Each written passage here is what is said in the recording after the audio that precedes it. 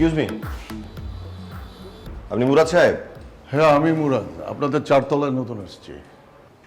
আচ্ছা আচ্ছা, না শুনছি আপনি ওর কথা। আপনি তো হচ্ছে যে রোজাকে ফলো করেন, ওর ব্যাপারে খোঁজ খবর করতেছেন না? হ্যাঁ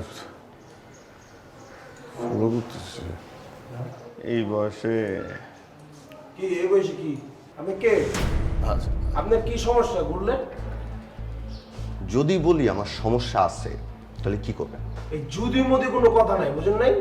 সমস্যা থাকলে এক উত্তর দিব, আর সমস্যা না থাকলে আর উত্তর দিব। আচ্ছা আসতে আপনি এত কথা বেচেন কেন?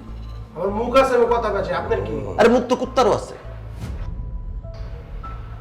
আচ্ছা শুনেন, আসলে যেটা ভাবতেছেন আমি মোটেই কিন্তু এই পারপাসে আপনাদের সাথে কথা বলতেছি না। আমার নিয়তটা খুব সলিড।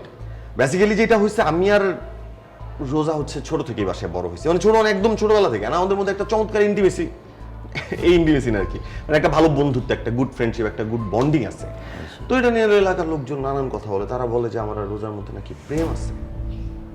নাই, আসলে কোনো প্রেম নেই। রোজা আমাকে পছন্দ করে, আমি করি না। আর আমি চাই আসলে রোজার কিছু একটা হোক। রোজার বয়স হয়ে গেছে, আপনার বয়স হয়ে গেছে, দুইজনের যদি কিছু একটা হয়ে যায় আর কি। আমি ভাই আপনার জন্য একটা টিপস দিই। রোজা প্রতিদিন বিকাল 5টায় ছাদে ওয়েট করে, তো আপনি ওই সময় যদি একটু ফুলবাবু সেজে উঠে যান তাহলে ধরেন। আর রোজার হচ্ছে একটু লুতুপুতু টাইপের প্রেম পছন্দ, একটু কবিতা, একটু গল্পের বই, একটু গোলাপ ফুল।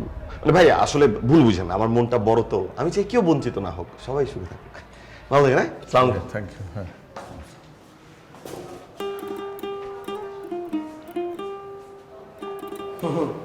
বলছিলাম না, মানুষের শোনা কথা কান দিও না। টেনশন ফ্রি হয়ে গেল। যাই একটু কেয়ার সাথে কথা বলে আসি।